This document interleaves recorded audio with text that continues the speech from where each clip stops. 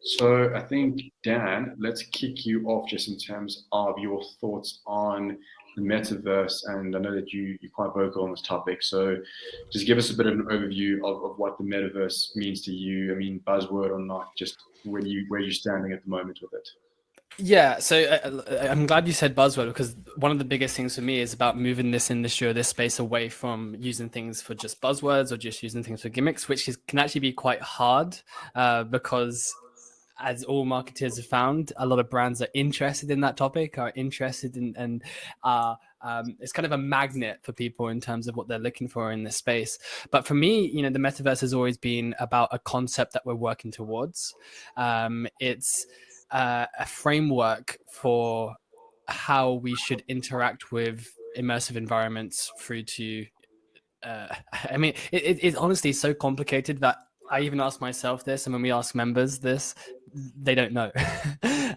So that's why I say it's a framework as a concept for me, something that we're moving towards. But one really, really important thing that I want to reiterate all the time is the metaverse is not a synonym for the internet.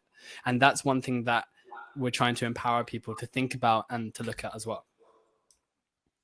Cool. I love that.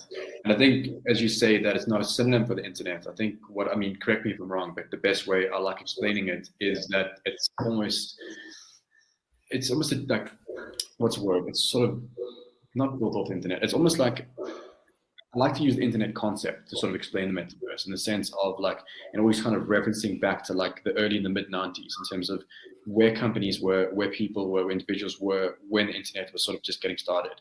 Almost like when search engines were like just sort of starting up, and I mean, there wasn't really much content out there. It was very much sort of a restricted place where only sort of a handful of people could create content.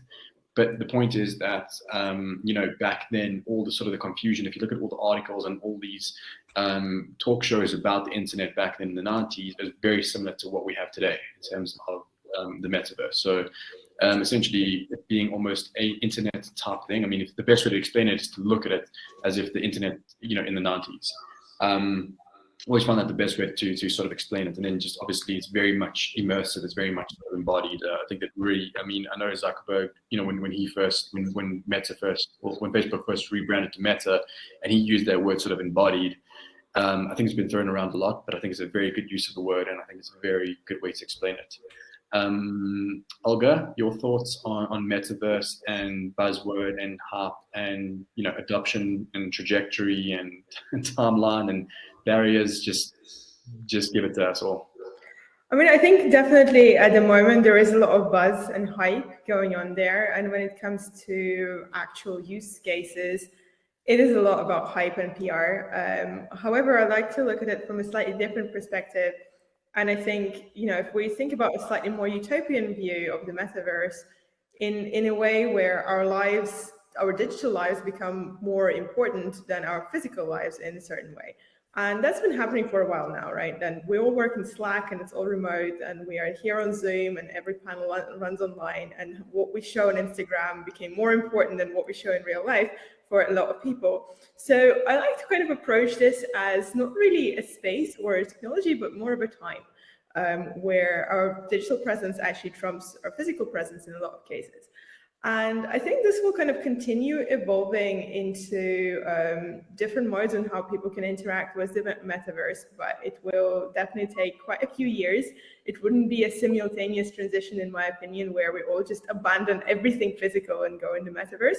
And there's a lot of notions, and I think in the industry of like, are we going to stop shopping physical products and we'll start shopping NFTs only? Well, I don't think that's going to happen anytime soon. And that's a very utopian view of things.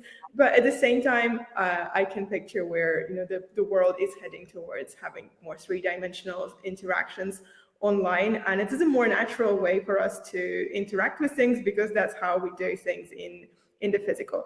But at the moment, indeed, like if we look at the current metaverse platforms, I think it will evolve into very different virtual worlds and potentially interconnected things. And I don't actually think any of the current platforms potentially might not be the dominant going forward. So that's kind of my view on things.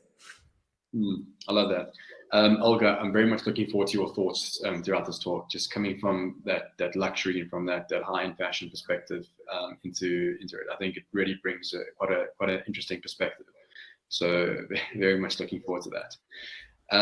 Dan, coming back to you, just in terms of barriers around adoption for the metaverse, and follow up for that timeline as well. And when I say timeline, I mean, like, there's a lot of arguments to say that the metaverse is already here, and I do agree to some extent, but timeline before we sort of swap out, for lack of a better term, swap out internet for this more sort of immersive type thing.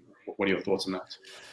Yeah, well, I guess herein lies, it depends on what your definition of metaverse is, right? So, I mean, Olga, you have a really great business here which focuses on an industry that can make use of the metaverse in waves, and then when you look at it from different perspectives, depending on how you view it, I mean, we've heard some words here like NFTs, the blockchain, and things like that.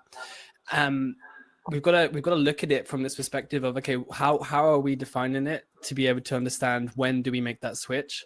Because there's the big challenge where, for example, I'm attending a metaverse event and the only conversation I'm having is about NFTs, whereas for me that skews it the complete other way, because the immersive elements to it are so important, and that's where the hardware plays the most important role for me in establishing a metaverse that's worthwhile, because we've got to wait for the hardware manufacturers to catch up and make it available to consumers.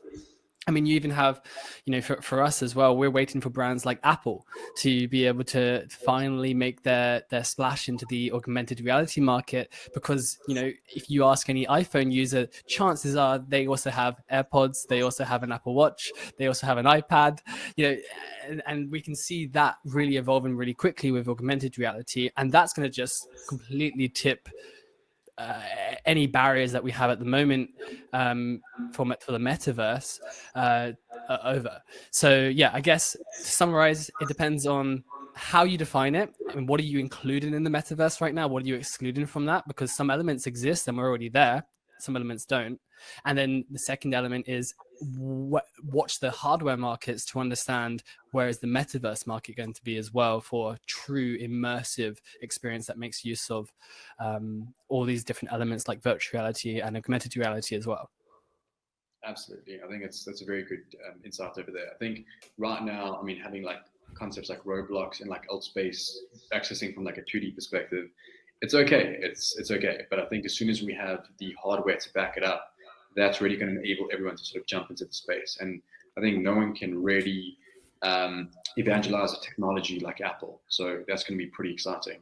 And I think they're looking to launch, I think, end of this year or beginning of next year, actually. So that's pretty soon. And I mean, it is rumored to be pretty high-end headset. But then again, when has it ever stopped Apple fans from splurging on the latest Apple tech? So I think it's going to be pretty exciting.